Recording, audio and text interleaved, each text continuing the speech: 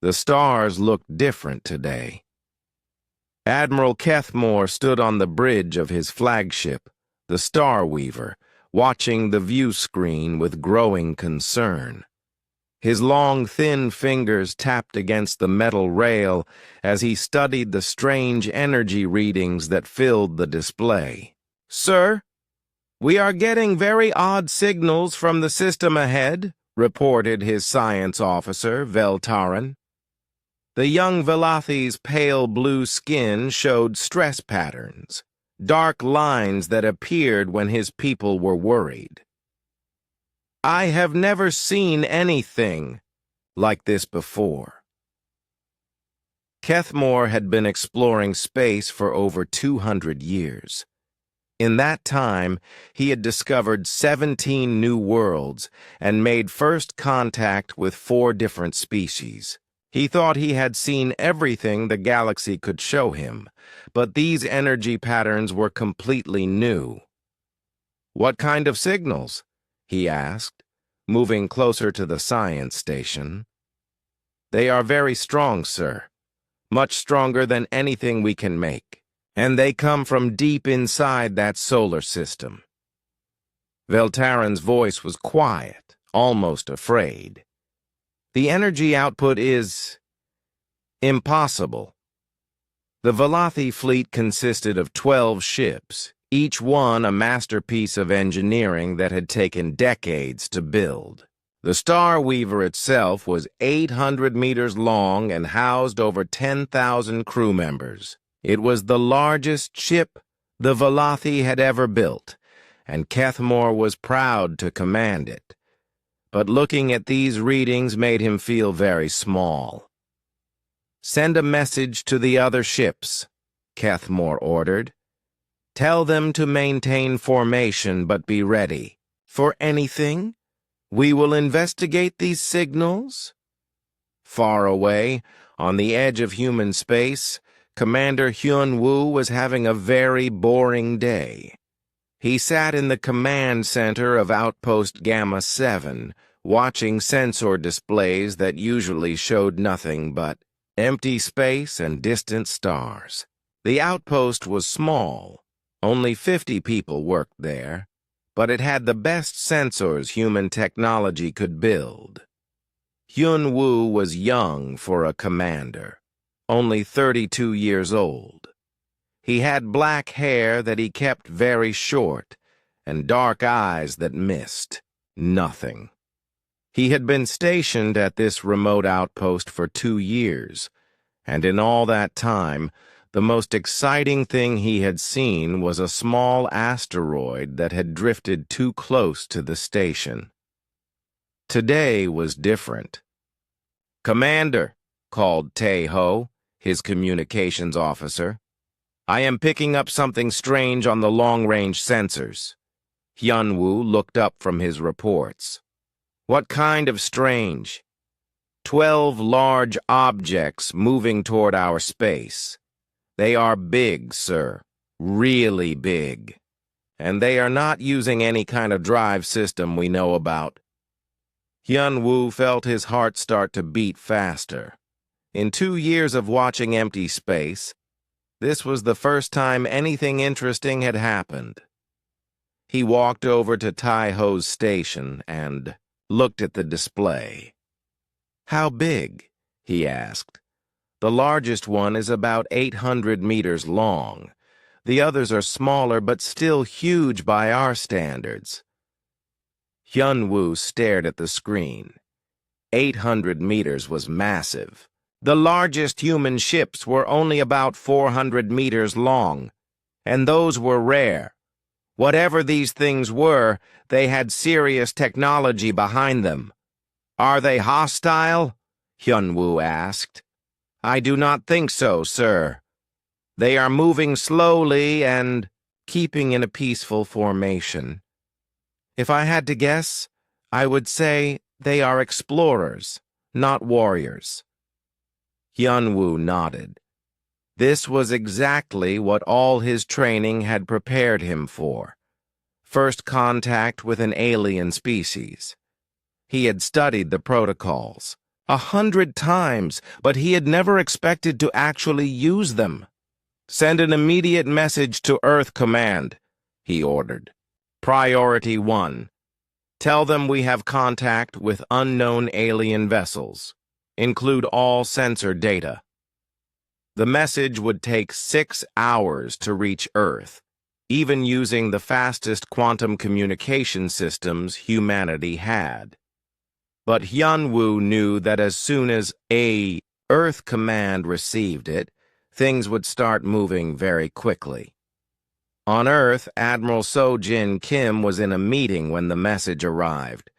She was a small woman with gray hair and sharp eyes, and she had been in charge of Earth's defenses for over 10 years. When her aide brought her the message from Outpost Gamma 7, she read it twice before she believed it. "Are you sure this is real?" she asked. "Yes, ma'am. Commander Hyun-woo is one of our best officers.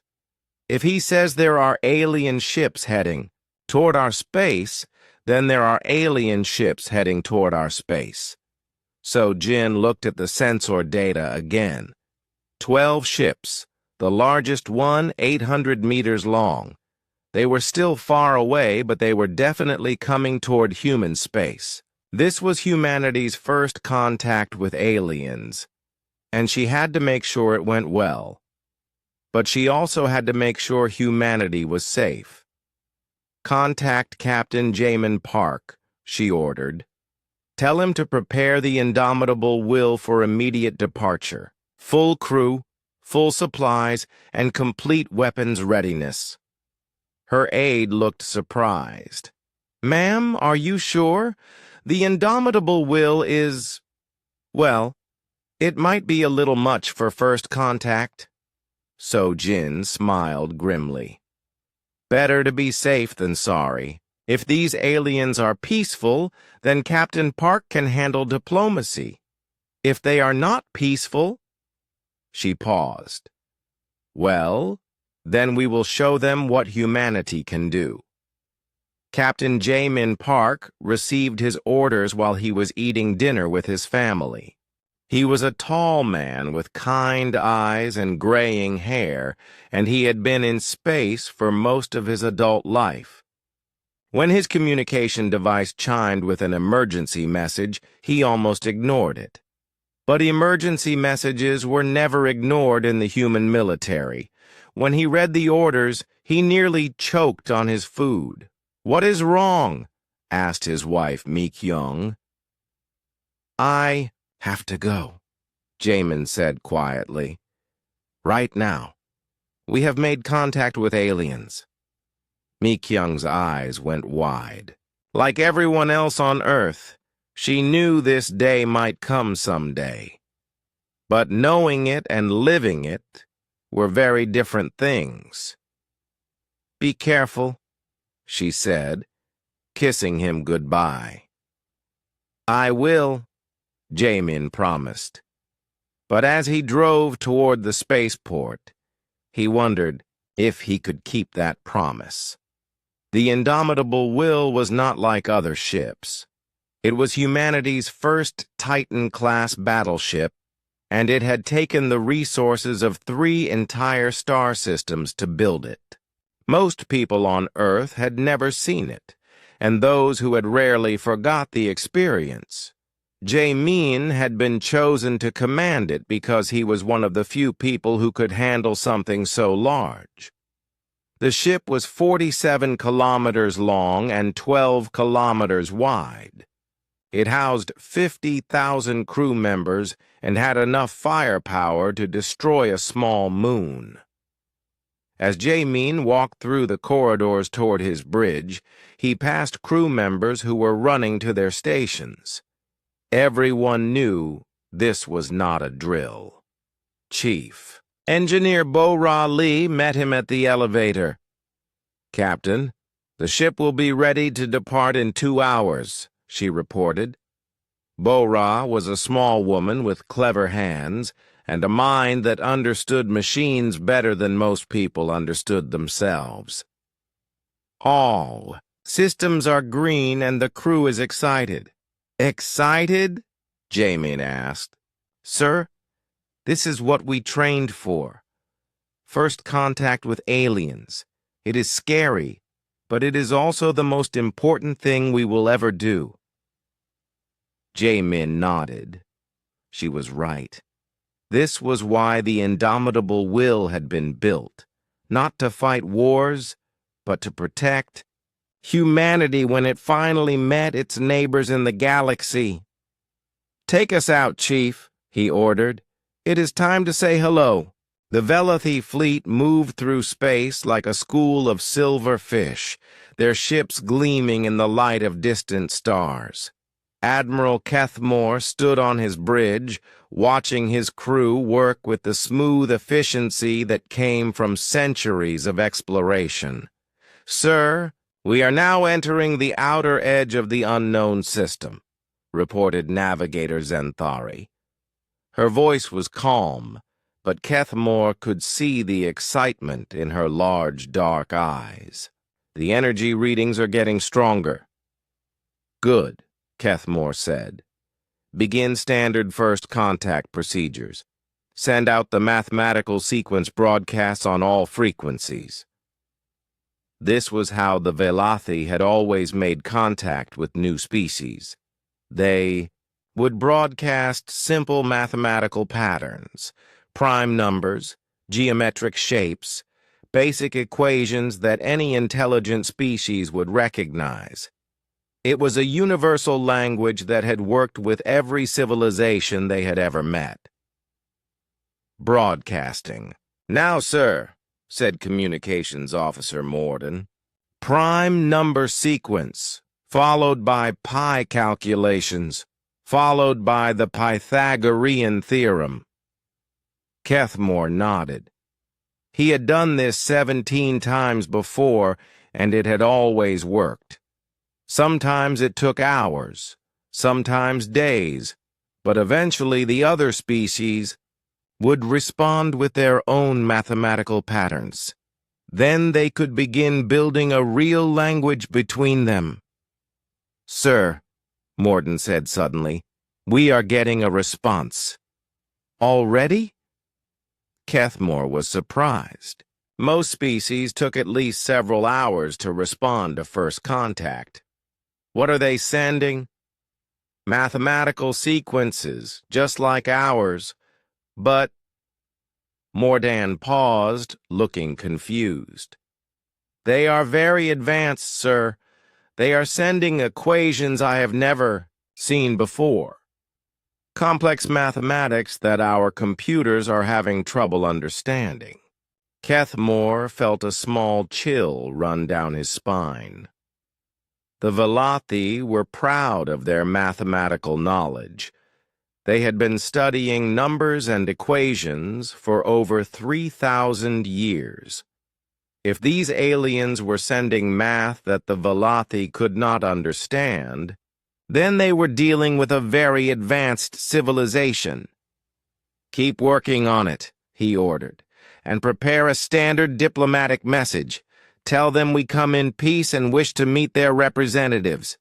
Many light years away, Lieutenant Taeho Shin sat at his communication station aboard the indomitable Will, staring at the alien signals with growing excitement. The ship was still traveling through hyperspace, but they would arrive at the meeting point in less than 6 hours. Captain, Taeho called out, the aliens are responding to our mathematical broadcasts. They seem very happy to hear from us. Captain Jamin Park walked over to the communications station. The bridge of the indomitable Will was enormous, larger than most buildings back on Earth. It had to be big to hold all the equipment needed to run a ship this size. What are they saying? Jamin asked. They are asking for a meeting, sir. They want to send a small diplomatic ship to meet with us face to face. Jamin nodded. This was exactly what human first contact protocols called for. Tell them yes, but we will need to meet in open space. Send them coordinates for a neutral meeting point. Tejo typed the message into his computer and sent it off. The meeting point was 200,000 kilometers from the alien fleet's current position, far enough away to be safe, but close enough for easy travel. One young Choi, the ship's language specialist, looked up from her workstation. "Captain, I am having some trouble with their language. Their mathematics are very advanced, but their communication style is different." "Different how?" Jae-min asked. "They seem to think much more slowly than we do, sir. Their response time is much longer, and their mathematical concepts are simpler than ours. It is like—" She paused, thinking. "It is like trying to talk to very smart children." Jae-min frowned. That was not what he had expected to hear. From the size of their ships, he had assumed these aliens were at least as advanced as humanity. But if their communications were simpler, maybe their technology was not as good as it looked. "Keep working on the translation," he ordered, "and prepare our standard first contact package. Basic information about humanity, our history, our intentions." Mi Young. Ryu, the cultural liaison officer, was already working on that. She was a young woman with bright eyes and an incredible memory for details. Her job was to make sure that humanity made a good first impression on any aliens they met. "Captain, I have prepared our basic information package," she reported. "But I am not sure how much detail to include. We do not know anything about their culture or their level of technology." "Start simple," Jae-min advised. "We can always give them more information later." Back on the Velothi flagship, excitement was building. The aliens had agreed to meet, and they had sent coordinates for the meeting point. Admiral Kethmore gathered his senior officers in the main conference room to plan their approach. "This is a historic moment," he told them. "We are about to make first contact with a completely new species. I want everything to go perfectly." "Sir," said Science Officer Velteran, "I am still concerned about those energy readings. The power output from their region of space is enormous, much larger than anything we have ever seen." "Perhaps they have very large ships," suggested Navigator Zenthari. "Or maybe they have many ships grouped together." Kethmore nodded. "Whatever they have, we must be prepared for anything. But remember, they agreed to a peaceful meeting. That is a good sign." Communications Officer Mordaunt raised his hand. "Sir, there is something odd about the meeting coordinates they sent us." "What do you mean?" "The location they chose is very far away, 200,000 kilometers from our current position. That is an unusual distance for a diplomatic meeting. Most species prefer to meet much closer together." Kethmore thought about this. 200,000 kilometers was indeed a long way for a diplomatic meeting. Usually, alien species met within a few thousand kilometers of each other. But maybe these aliens were just being very careful. "Perhaps they are naturally cautious," he said. "Or maybe their ships are very large and they need more space to maneuver safely." Chief Navigator Zenthari ran some calculations on her computer. "Sir, even if their largest ship is twice the size of the Star Weaver, they would not need nearly that much space. The distance they have chosen suggests they expect something much larger." "How much larger?" Kethmore asked. "I am not sure, sir, but based on these calculations, they might be expecting to meet something the size of a small space station." The Velothi officers looked at each other with growing concern. A space station was not a ship. It was a permanent structure that stayed in one place. If these aliens thought they needed that much space for a diplomatic meeting, what kind of ships did they have? "Sir," Veltarin said quietly, "what if we are not dealing with ships at all? What if those energy readings are coming from mobile space stations or artificial planets?" The room fell silent. The idea was almost too big to think about. The Velothi had built some impressive space stations, but nothing that could move from star to star. The engineering required for such a project would be incredible. "Let us not get ahead of ourselves," Kethmore said, though his voice was not as confident as before. "We will know more when we meet them. Prepare the diplomatic ship for departure." The Velothi diplomatic ship was called the Peaceful Dawn. It was small compared to the Starweaver, only 50 meters long, but it was beautiful. Its hull was polished to a mirror shine, and it carried the symbols of peace from dozens of different worlds. As the Peaceful Dawn prepared to leave for the meeting point, Admiral Kethmore felt both excited and nervous. In a few hours, he would meet representatives of a completely new species. He had done this many times before, but somehow this felt different. The energy readings were still growing stronger. Whatever these aliens had, it was powerful beyond anything the Velothi had ever encountered. Kethmore just hoped it was also peaceful. "Sir," Communications Officer Mordan called out, "we are receiving another message from the aliens." "What do they say?" "They say they will arrive at the meeting point in approximately 6 hours. And, sir, they are asking if we need any special environmental conditions for the meeting. Atmosphere, gravity, temperature. It is like they are planning to host us aboard their ship." Kethmore felt another chill. Most diplomatic meetings happened in space, with each side staying on their own ships. The fact that these aliens were offering to host the meeting suggested they had very large ships indeed. "Tell them we will meet in open space," he ordered. "Standard diplomatic protocols." But as the Peaceful Dawn began its journey to the meeting point, Kethmore could not shake the feeling that nothing about this first contact was going to be standard. Admiral Kethmore stood on the bridge of the Peaceful Dawn, watching the empty space around the meeting point. His diplomatic ship was small but elegant, and its crew of 12 represented the best diplomats the Velothi Confederation had to offer. "Sir, we have arrived at the coordinates," reported pilot Naldoran. "No sign of the aliens yet."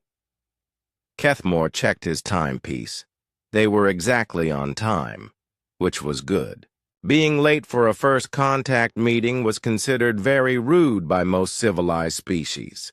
He looked out at the stars and felt the familiar excitement that came with meeting a new species. "Sir," called sensor operator Kilwaren, "I am detecting something strange." "What kind of strange?" "There are massive gravitational distortions forming about 50,000 kilometers away. Something very large is about to exit hyperspace." Kethmore felt his excitement turn to concern. Gravitational distortions usually meant one of two things: either a natural phenomenon like a black hole, or a very large artificial object. Since they were in empty space, it had to be artificial. "How large?" he asked. Kilwaren stared at his instruments, checking the readings twice before he answered. "Sir, The mass readings are impossible. According to my sensors, whatever is coming out of hyperspace has the mass of a small moon. That cannot be right, Kethmore said. Check your equipment. I have checked it 3 times, sir. The readings are correct. Before Kethmore could respond, space itself seemed to tear open. Reality bent and twisted as something enormous forced its way out of hyperspace. The peaceful dawn shook violently as gravity waves washed over it, and then Kethmore saw it. At first his mind refused to accept what his eyes were showing him. The thing that emerged from hyperspace was not a ship. It could not be a ship. Ships were not that large. Ships did not bend space around them just by existing. But it was a ship. The largest ship Kethmore had ever seen or ever imagined could exist. The indomitable will hung in space like a metal mountain. 47 kilometers long and 12 kilometers wide, it was larger than most asteroids. Its hull was dark gray, almost black, and covered with millions of lights that sparkled like stars. Huge engines at the rear of the ship glowed with barely contained energy. "By the ancient gods," whispered pilot Naldoran. "What is that thing?" Kethmore could not answer. He was staring at the human ship with the same expression a mouse might have when looking at a dragon. The Star Weaver, the pride of the Velothi fleet, was 800 meters long. This ship was almost 60 times larger. "Sir," sensor operator Kilwarren said in a shaky voice, "I am reading massive energy signatures from that ship. The power output is... it is more than our entire home fleet combined." Kethmore tried to think. He had been a diplomat for over 200 years. He had handled difficult situations before, but nothing in his training had prepared him for this. "How do you conduct diplomacy with beings who build ships the size of cities?" "Open communications," he ordered, proud that his voice sounded steady. On the bridge of the Indomitable Will, Captain Jamin Park looked at the tiny alien ship on his main display. It was so small that his sensors had almost missed it entirely. Without magnification, it looked like a speck of dust floating in space. "Captain," said Communications Officer Tejo, "the alien ship is hailing us." "Put them through," Jamin ordered. The main screen flickered, and Admiral Kethmore's face appeared. Jamin was surprised by how human-like the alien looked. Kethmore was tall and thin, with pale blue skin and large dark eyes, but he could have passed for human in dim light. "Greetings," Kethmore said in carefully practiced human language. "I am Admiral Kethmore of the Velothi Confederation. We come in peace and wish to establish diplomatic relations with your people." Jamin smiled. "Greetings, Admiral. I am Captain Jamin Park of the Terran Colonial Defense Force. We also come in peace and welcome contact with your civilization." Navigation specialist Dalsu Han, who was monitoring the alien ship's behavior, noticed something odd. "Captain, the alien vessel appears to be having some kind of technical difficulties. They are making small course corrections every few seconds, like they are trying to compensate for something." Tactical Officer Yoonji Yu checked her instruments. "Sir, I think our ship's gravity field is affecting them. We are so much more massive than they are that we are actually pulling them toward us. Jamin frowned. He had not thought about that. The indomitable will was so large that it had its own significant gravity field. To a small ship like the alien vessel, being this close must be like trying to fly near a planet. "Move us back a few thousand kilometers," he ordered. "Give them some breathing room." As the massive human ship slowly moved away, Admiral Kethmore felt some of the pressure on his ship ease. But the psychological pressure only grew worse. He was a veteran diplomat who had negotiated with dozens of species, but he had never felt so small and insignificant. "Admiral," said Sensor Operator Kilwarren, "I am detecting massive weapons arrays on that ship, thousands of them. Any one of their main guns appears to be more powerful than our entire fleet's weapons combined." Kethmore closed his eyes for a moment. This was rapidly becoming the most difficult diplomatic situation of his career. How do you negotiate with a species whose standard ships could destroy your entire civilization without effort? "Captain Park," Kethmore said carefully, "your ship is very impressive. We have never seen anything quite like it." Jamin looked puzzled. "This is just a standard Titan-class battleship. Nothing special about it, really. We have been building these for about 10 years now." Kethmore felt the bottom drop out of his stomach. Standard? They considered this massive. Ship standard? And they had been building them for 10 years? How many of these monsters did humanity have? "How many ships like this do you have?" Kethmore asked, trying to sound casual. "The indomitable will is our newest," Jamin replied. "We have 3 others in service and 2 more under construction. They are mainly used for deep space exploration and first contact situations like this. 6 of these ships. Humanity had 6 ships, each powerful enough to destroy the entire Velothi fleet without breaking stride. And they used them for exploration." Communications. Officer Tejo looked up from his station. "Captain, I am receiving priority communications from the alien fleet. They appear to be requesting instructions from their home world."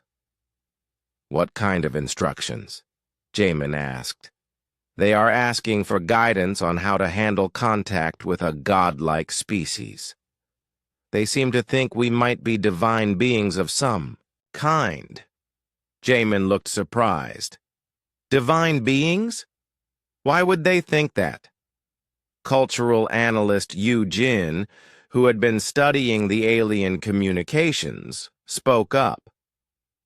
"Sir, I think they are simply overwhelmed by the size of our ship. To them, our technology must seem like magic."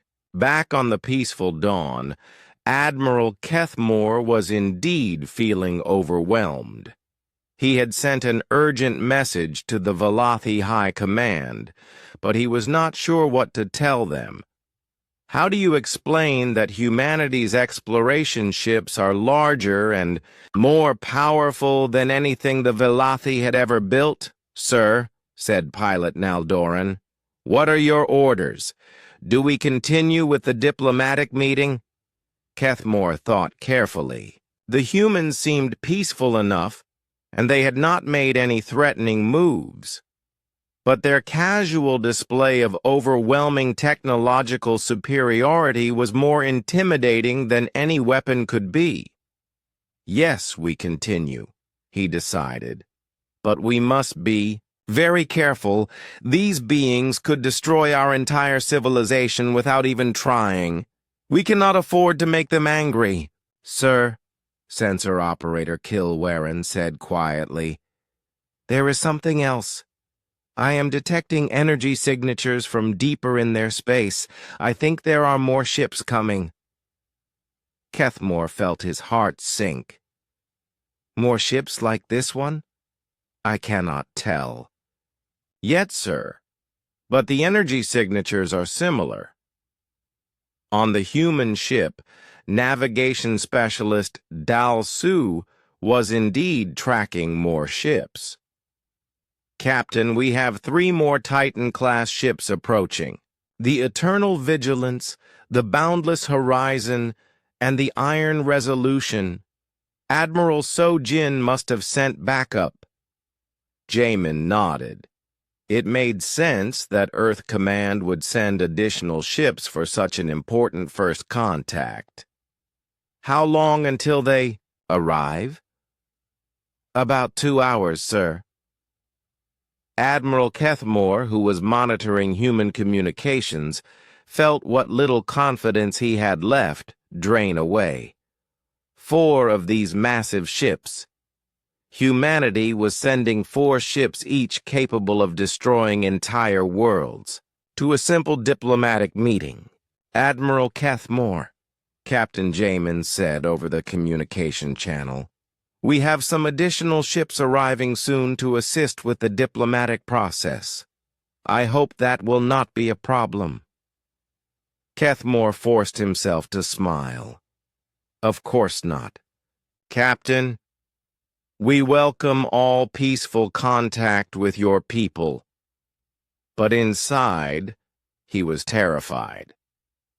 The Velothi Confederation had just discovered that they shared the galaxy with beings whose idea of a diplomatic meeting involved enough firepower to sterilize entire star systems, and the humans seemed to think this was perfectly normal. Admiral Kethmore felt sick. He stood on the bridge of the peaceful dawn, watching his sensor displays with growing horror. 3 more massive human ships were approaching, each one as impossibly large as the first.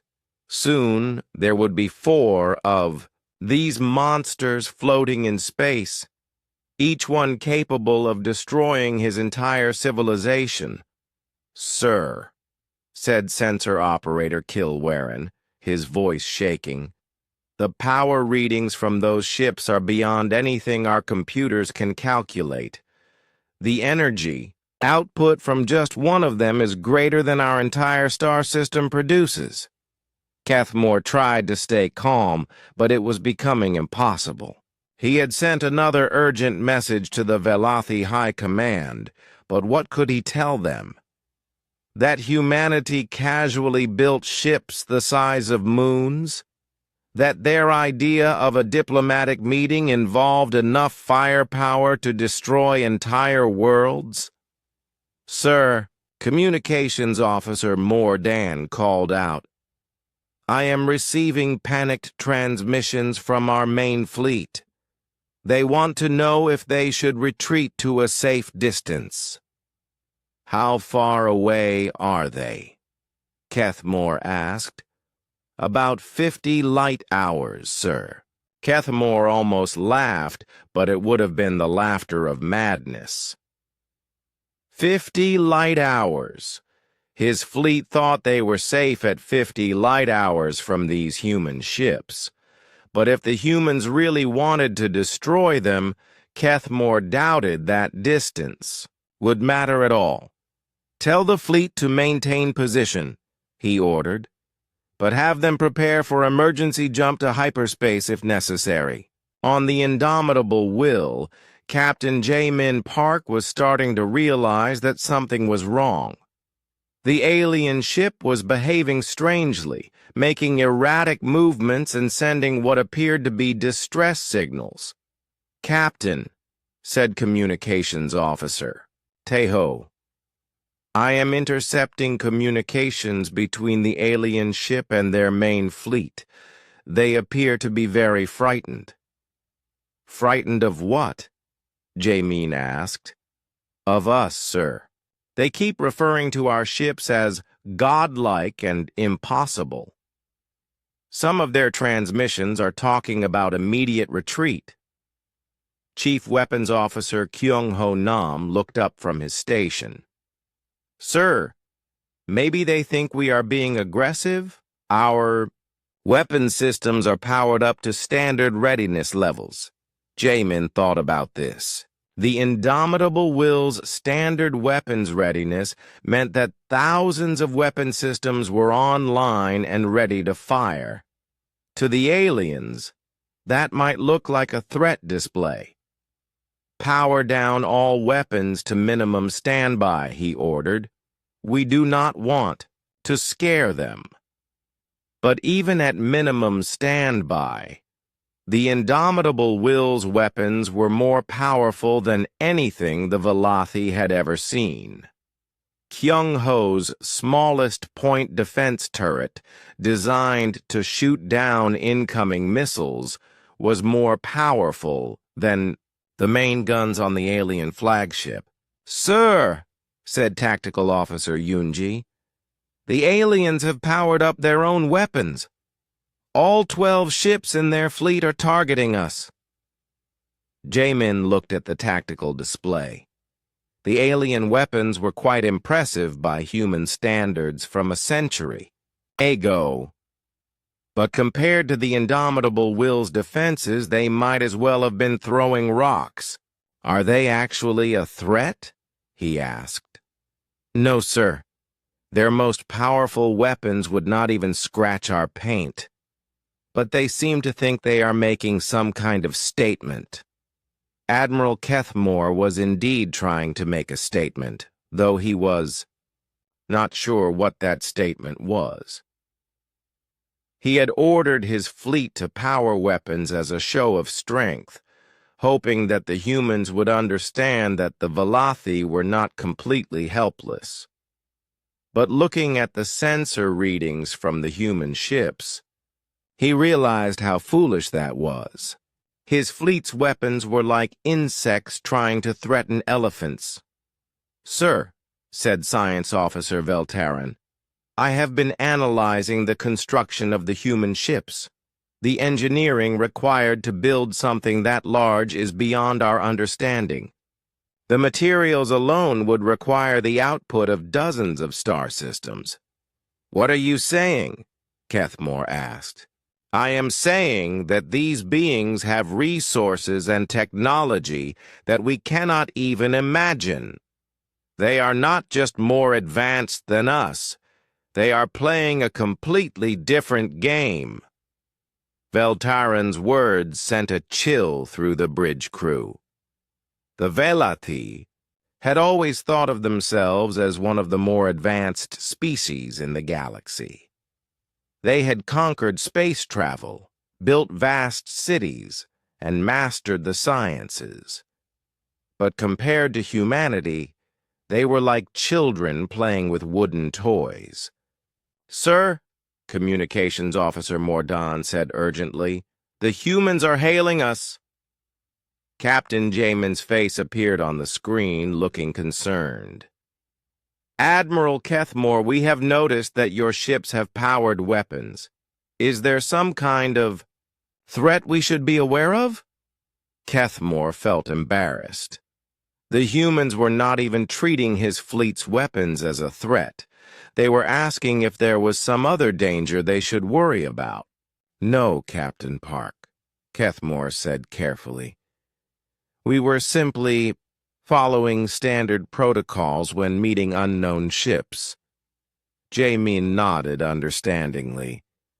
Of course, we do the same thing, but I want to assure you that you have nothing to fear from us. We come in peace.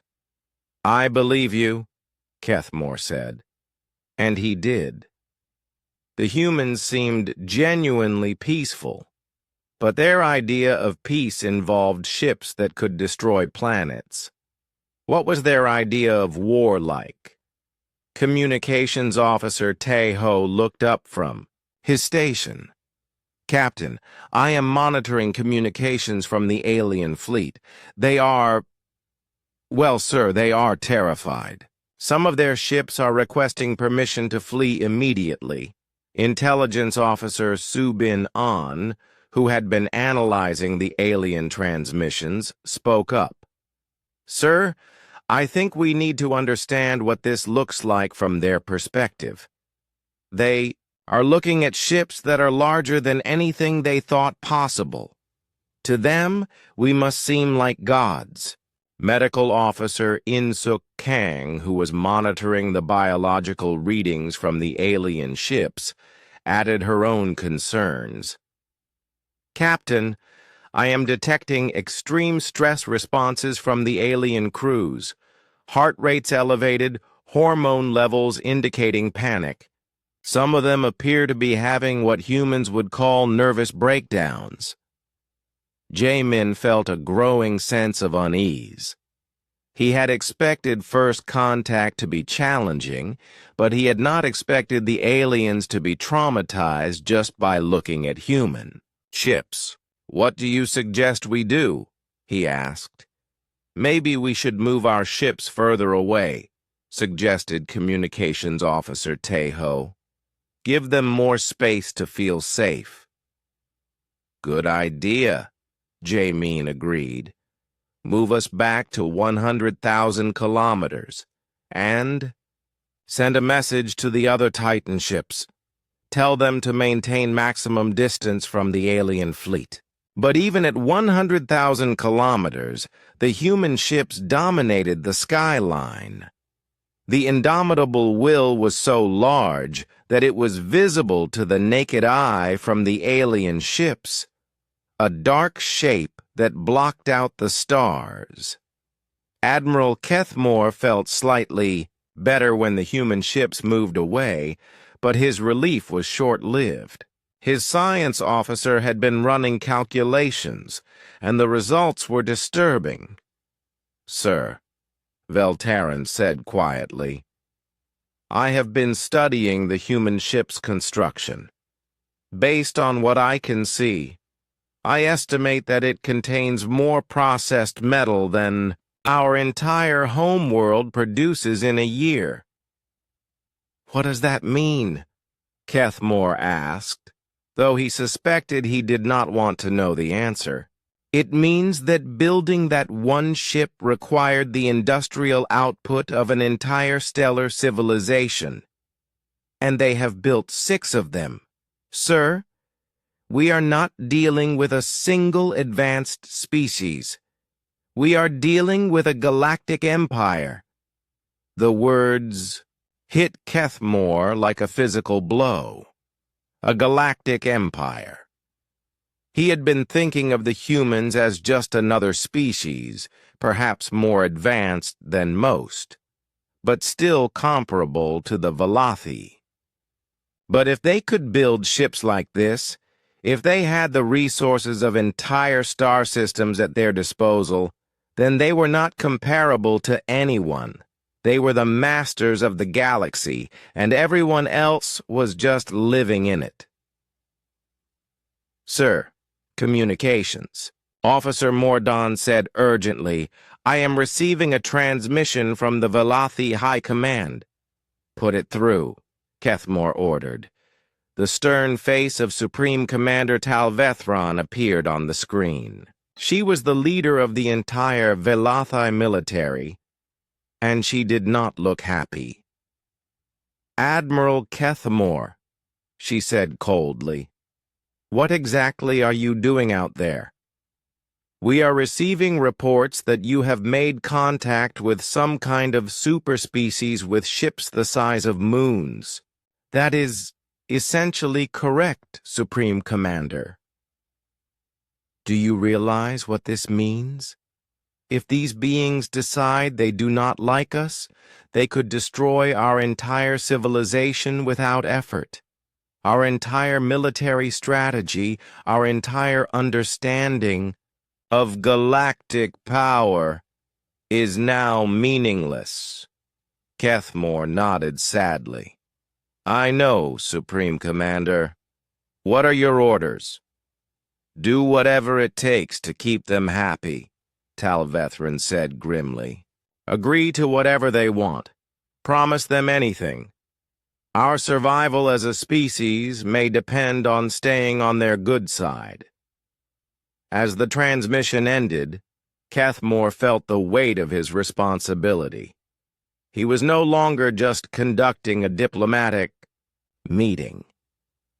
He was trying to save his entire civilization from beings whose casual engineering projects exceeded the Velathi's wildest dreams.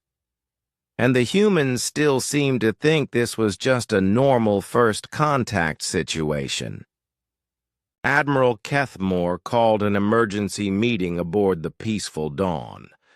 His senior officers gathered in the small conference room, their faces showing the strain of the last few hours.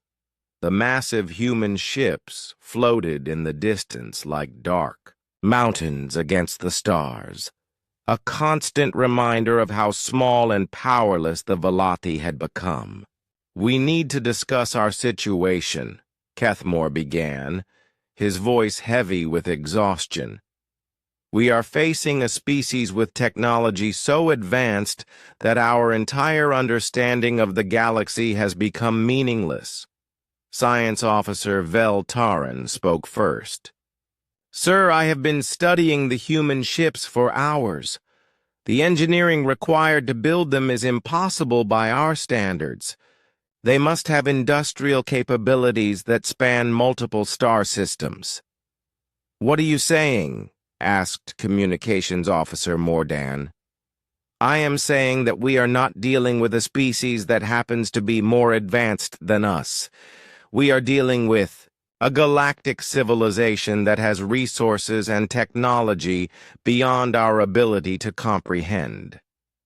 Military strategist Carthul, who had been silent until now, finally spoke. His voice was grim. "Admiral, I must speak plainly. Those 4 ships could destroy our entire home fleet without effort. They could destroy our entire civilization without breaking stride. We are completely helpless." "So what do you suggest we do?" Cathmore asked. "We should run," Carthul said bluntly. "We should retreat immediately, report back to the High Command, and hope that these humans never decide to expand into our territory." "And if they do expand?" asked Vel Taran. "Then we surrender immediately and hope they are merciful." The words hung in the air like a death sentence. For over 3,000 years, the Velathi had explored the galaxy as equals. They had met other species, traded with them, sometimes fought with them, but always as peers.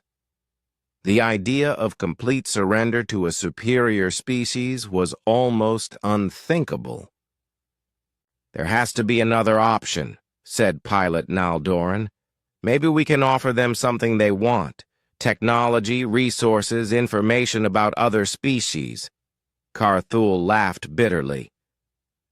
"What could we possibly offer them?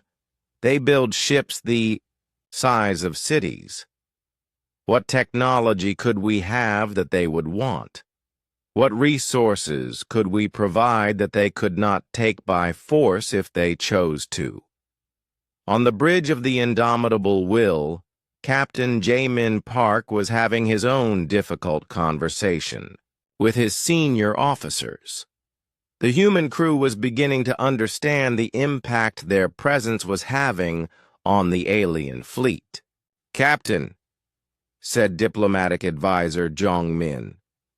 "Oh, we have a serious problem. These aliens are not treating this as a normal first contact situation. They are treating it as an encounter with beings so powerful that normal diplomacy is impossible." "What do you mean?" Jamin asked. "Look at their behavior, sir. They powered weapons not as a threat, but as a desperate attempt to show they were not completely helpless. They keep referring to us as godlike in their communications. They are not trying to negotiate with us as equals. They are trying to figure out how to avoid being destroyed by us. Chief Cultural Analyst Eugene Bay nodded in agreement. Sir, from their perspective, we have just demonstrated that humanity has technology so advanced that their entire civilization is meaningless by comparison. They are experiencing what psychologists call cosmic horror, the realization that they are completely insignificant in the universe. Jamin looked troubled. But we do not want to be cosmic horrors. We want to be neighbors. The problem is, sir, that our technology makes normal diplomacy impossible. How do you negotiate with beings when you know they could destroy your entire species without effort? Chief Engineer Bo-Ra Lee looked up from her status reports. Captain, there is another problem. Our ships are having physical effects on their vessels. Our gravity fields are pulling them around, our energy emissions are interfering with their electronics, and our presence is causing spatial distortions that are making their crews sick. Sick how? Jamin asked. Motion sickness, disorientation, panic attacks. Sir, we are so much larger and more massive than they are that just being near us is physically harmful to them. Navigation Officer Dal-Su Han added his own concerns. Captain, I have been monitoring their fleet movements. They keep trying to position themselves for emergency retreat. They are not planning for diplomacy. They are planning for escape.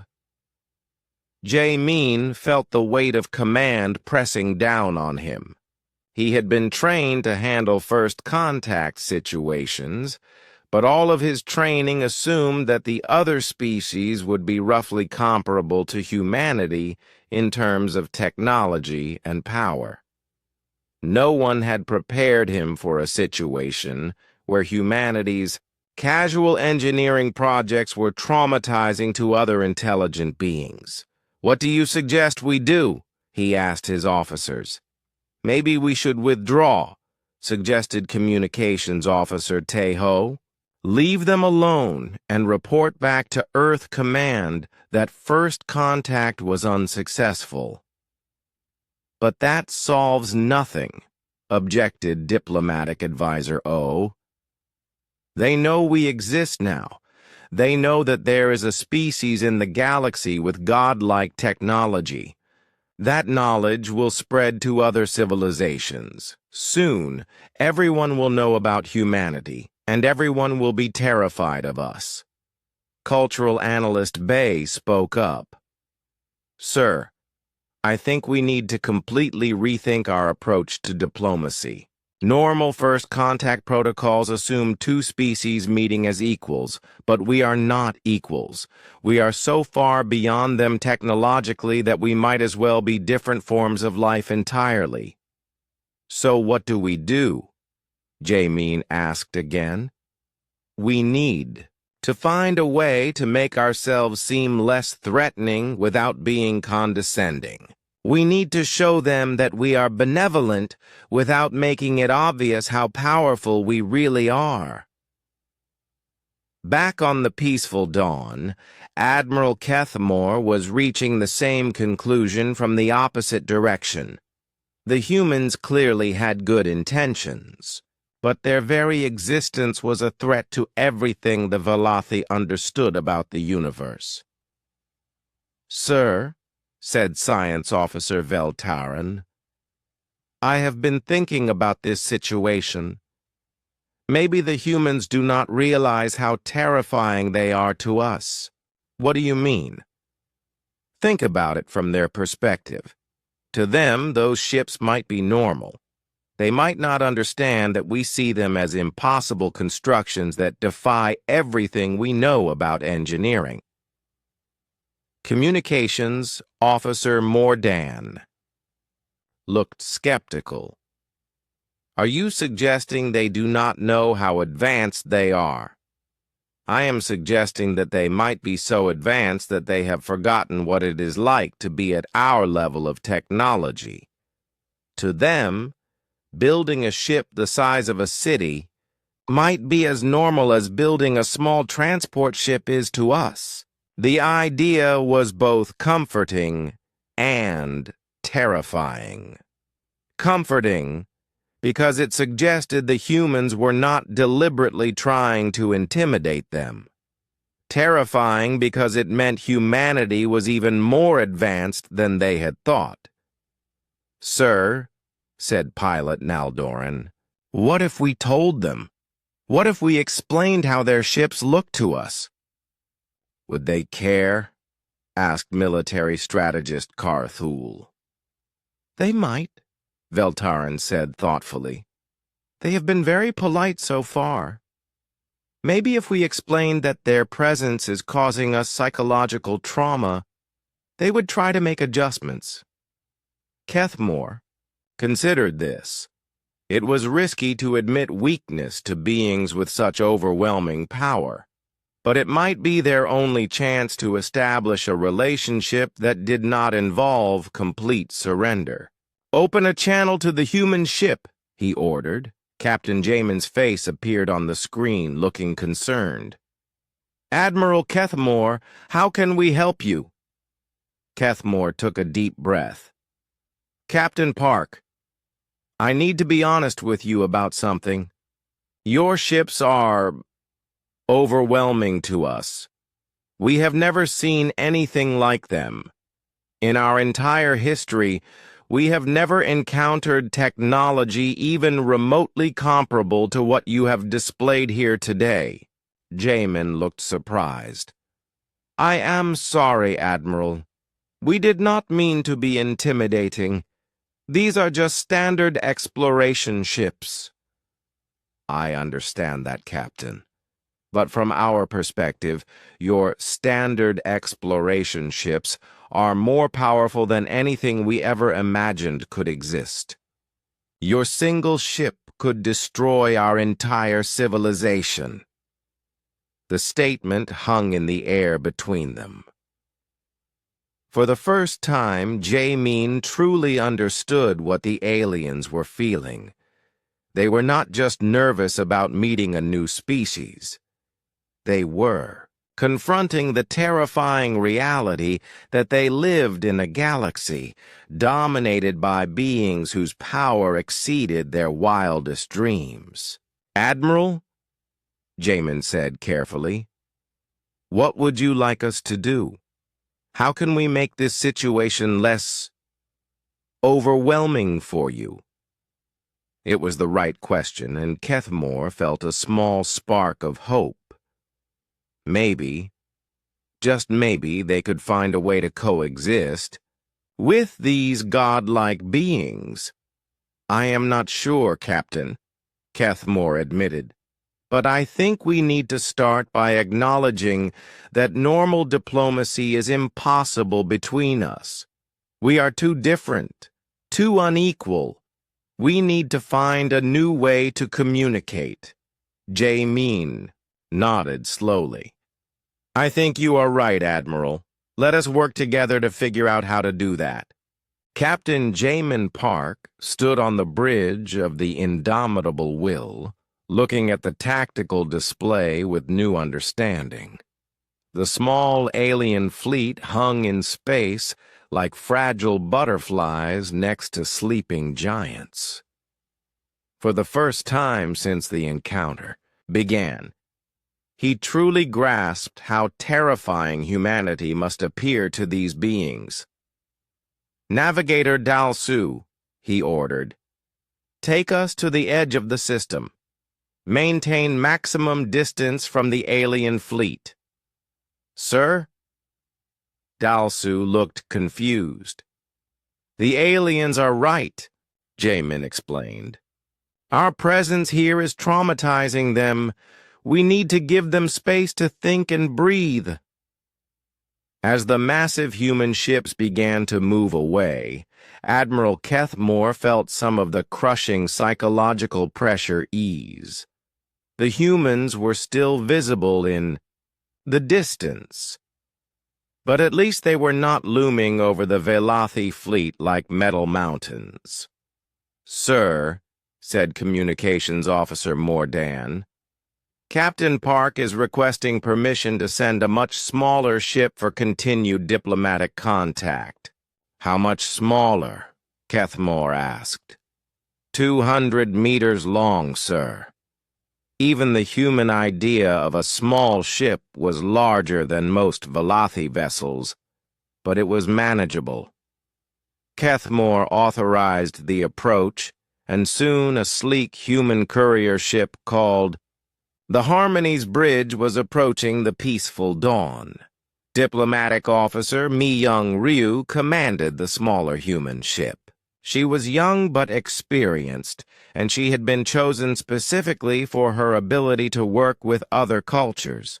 Her crew consisted of only 12 people, making the ship roughly equal to the Velothi diplomatic vessel in terms of crew size. "Admiral Kethmore," Mi-young said over the communication channel, "I hope this arrangement is more comfortable for you." "Much better, thank you," Kethmore replied. And it was true. Even though the human courier ship was still larger and more advanced than anything the Velothi could build, it did not make him feel like an insect. "Admiral, I want to be honest with you about humanity's situation," Mi-young continued. "We have been exploring space for several centuries, and we have never encountered another intelligent species before. You are our first contact with alien life." This surprised Kethmore. "Never? But your technology is so advanced." "We developed our technology in isolation," Mi-young explained. "We had no idea that other species existed, much less what their technological level might be. We built our ships to explore the galaxy and to be prepared for anything we might find." "And what you found was us," Kethmore said quietly. "Yes. And we are learning that what we consider normal engineering is completely overwhelming to other species. We never intended to be intimidating." Communications Specialist Dong-Hyun Kim spoke up from his station. "Admiral, we are intercepting communications from your main fleet. They seem to be requesting instructions from your government." Kethmore nodded. "My people are frightened. They have never encountered anything like humanity before. Some of them want to retreat immediately and warn our civilization to avoid human space entirely." "We would not want that," Mi-young said. "We were hoping to establish peaceful relations with your people." "Peaceful relations?"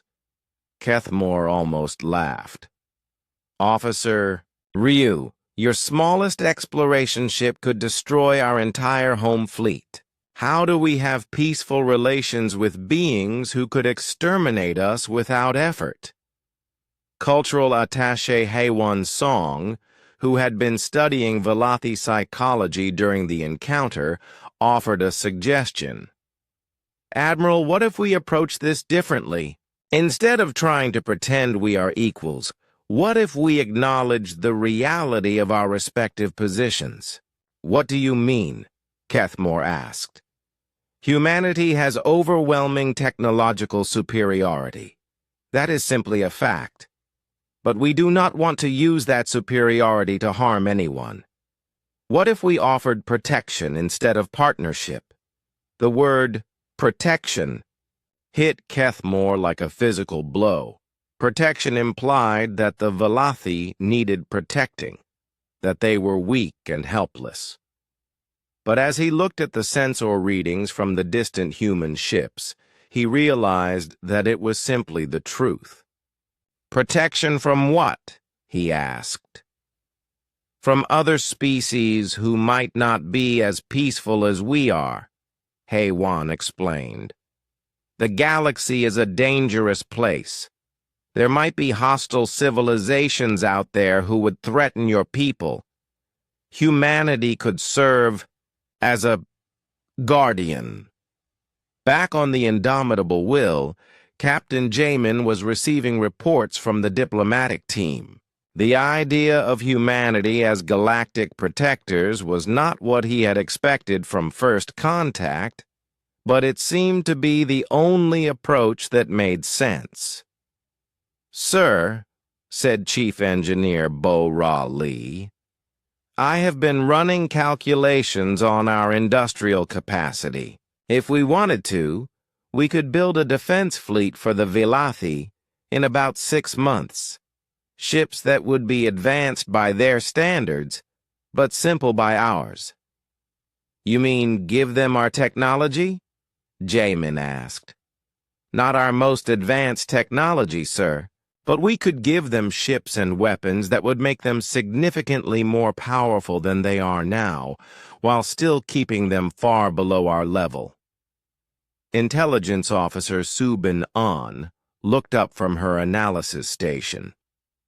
"Captain, I have been studying the alien communications. Word of our encounter is already spreading. Other alien civilizations are starting to hear about humanity." "What kind of reaction are we getting?" "Fear, mostly.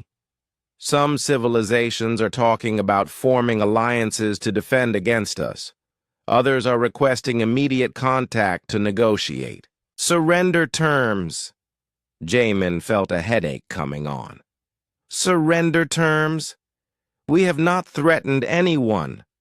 Sir, from their perspective, our very existence is a threat. They know that if we ever decided to expand aggressively, no one could stop us." The weight of unintended responsibility settled on Jamin's shoulders. Humanity had set out to explore the galaxy and make friends with alien civilizations. Instead, they had accidentally become the galactic superpower that everyone else feared. "Sir," said diplomatic advisor Jong Min. "Oh, I think we need to make a decision. We can either try to hide our capabilities and pretend to be less advanced than we are, or we can accept our role as the dominant species in the galaxy and try to use that position responsibly." "What would responsible dominance look like?" Jamin asked. "Protection, mediation, making sure that smaller civilizations are safe from aggression. Essentially, becoming the galactic police force whether we want to or not." Admiral Kethmore was having a similar conversation with his officers aboard the Peaceful Dawn. The humans had made their offer clear: protection in exchange for peaceful cooperation. It was not the equal partnership that the Velathi had hoped for, but it was better than annihilation. "Sir," said Science Officer Veltaran, "I have been thinking about this offer. If humanity really can provide protection for our civilization, it might be the best outcome we could hope for." "You mean accepting their dominance?" asked military strategist Carthul. "I mean accepting reality. We cannot compete with their technology. We cannot threaten them. We cannot even negotiate with them as equals. But we can accept their protection and hope that they remain benevolent." "And if they change their minds about being benevolent?" Carthul asked. "Then we die," Veltaran said simply. "But we would die anyway if we tried to fight them. At least this way we have a chance to survive and prosper under their protection." Kethmore made his decision. "Open a channel to Officer Ryu." Mi Young's face appeared on the screen. "Yes, Admiral? The Velathi Confederation accepts humanity's offer of protection," Kethmore said formally. "We pledge to live in peace under the Terran Protectorate." "Thank you, Admiral," Mi Young replied.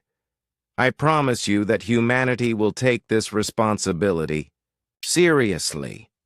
We will protect your people as if they were our own."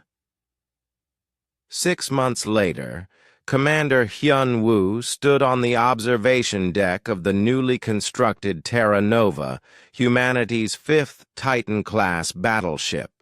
Below him, dozens of smaller ships moved through space, some human, but many belonging to the various alien species that had requested protection under the Terran banner. The Velothi had been the first, but they had not been the last. Word of humanity's overwhelming technological superiority had spread quickly through the galaxy, and within weeks, dozens of alien civilizations had requested protection. Some came because they feared other aggressive species. Others came simply because they feared what humanity might do if they remained independent. The result was not the Galactic Federation of Equals that humanity had dreamed of. Instead, it was a benevolent empire with humanity at its center and everyone else orbiting around them like planets around a sun. "Sir," said his aide, Lieutenant Suman Park, "we are receiving another request for protection. The Korthak Collective wants to join the Protectorate." Hyun-woo nodded. It was the same story as always. A previously unknown alien civilization would hear about humanity from their neighbors, realize that resistance was futile, and request protection rather than risk being seen as a threat. "Approve the request," he ordered, "and send a diplomatic ship to begin integration protocols." As he watched the Terra Nova's escort fleet maneuver through space, Hyun-woo reflected on how much had changed. Humanity had set out to explore the galaxy and discover new friends. Instead, they had discovered that their casual engineering projects made them the undisputed masters of known space. It was not the future anyone had planned for, but it was the future they had created, and now they had to live with the responsibility of being the strongest species in the galaxy, whether they wanted that responsibility or not.